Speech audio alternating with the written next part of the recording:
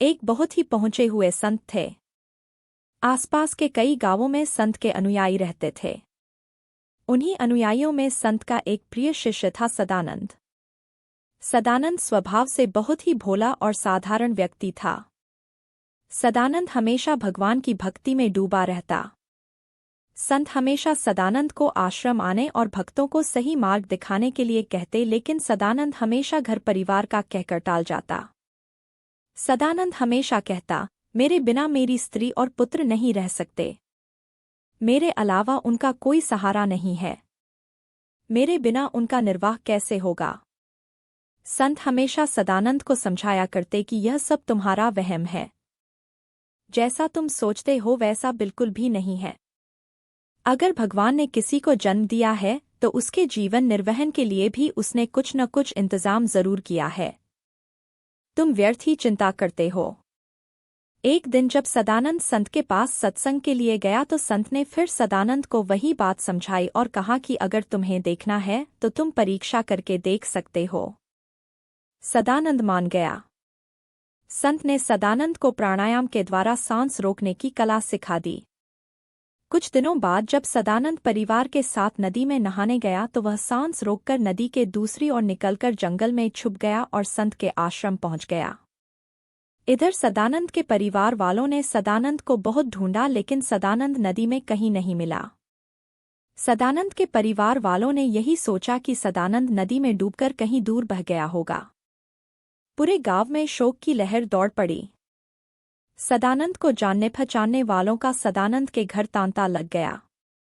संत के सभी अनुयायी भी सदानंद के घर गए। अनुयायियों ने देखा कि सदानंद तो बेचारा मर गया और पीछे उसकी स्त्री और बच्चा रह गया। अब इनके भरण पोषण की जिम्मेदारी हमारी है। बस फिर क्या था, सबने अपनी अपनी तरफ से सहायता देना शुरू कर दी। किसी ने आटे की जिम्मेदारी ली, किसी ने दाल की जिम्मेदारी ली, किसी ने चावल की व्यवस्था करने की जिम्मेदारी ली। धीरे धीरे सारी व्यवस्था हो गई। संत के अनुयायियों ने गांव की ही एक धर्मशाला में कमरा लेकर सदानंद की स्त्री और उसके पुत्र की जरूरत की सारी चीजें रखवा दी। साथ ही दूध और बाकी खर्चों के लिए उसके महीने का खर्चा बांध दिया।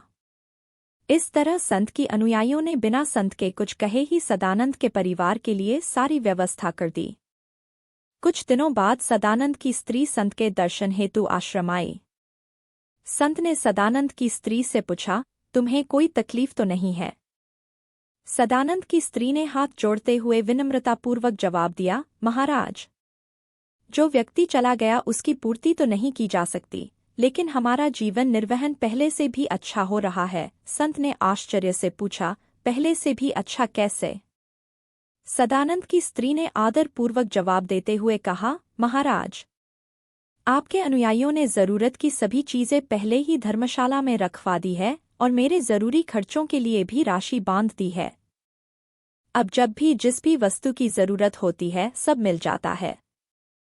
इधर सदानंद आश्रम के अंदर बैठा साथ और उसकी स्त्री की सारी बातें सुन रहा था।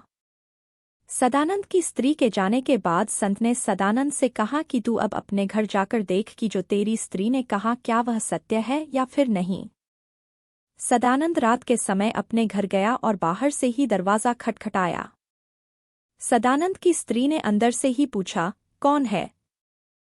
सदानंद बोला, मैं हूँ, तुम्हारा पति, दरवाजा खोलो। सदानंद की आवाज सुनकर सदानंद की स्त्री ने सोचा कि सदानंद की तो मृत्यु हो चुकी है। यह जरूर सदानंद का भूत होगा। सदानंद की स्त्री बोली, नहीं, मैं दरवाजा नहीं खोलती। सदानंद बोला, मैं मरा नहीं हूं, तुम दरवाजा खोलो। सदानंद की स्त्री बोली, बच्चे अगर तुम्हें देखेंगे तो डर के मारे उनके प्राण निकल जाएंगे, इसलिए कृपा करके आप चले जाओ। सदानंद बोला, लेकिन मेरे बिना तुम्हारा काम कैसे चलेगा? स्त्री बोली, संत के अनुयायियों की कृपा से पहले से भी बढ़िया काम चल रहा है। आप चिंता मत करो, बस आप कृपा करके यहाँ से चले जाओ। सदानंद बोला, तुम्हें कोई दुख तो नहीं? स्त्री बोली, अभी तो बस यही दुख है कि आप आ गए। बस आप न आए तो फिर कोई दुख नहीं। कृपा करके आप मत आइए।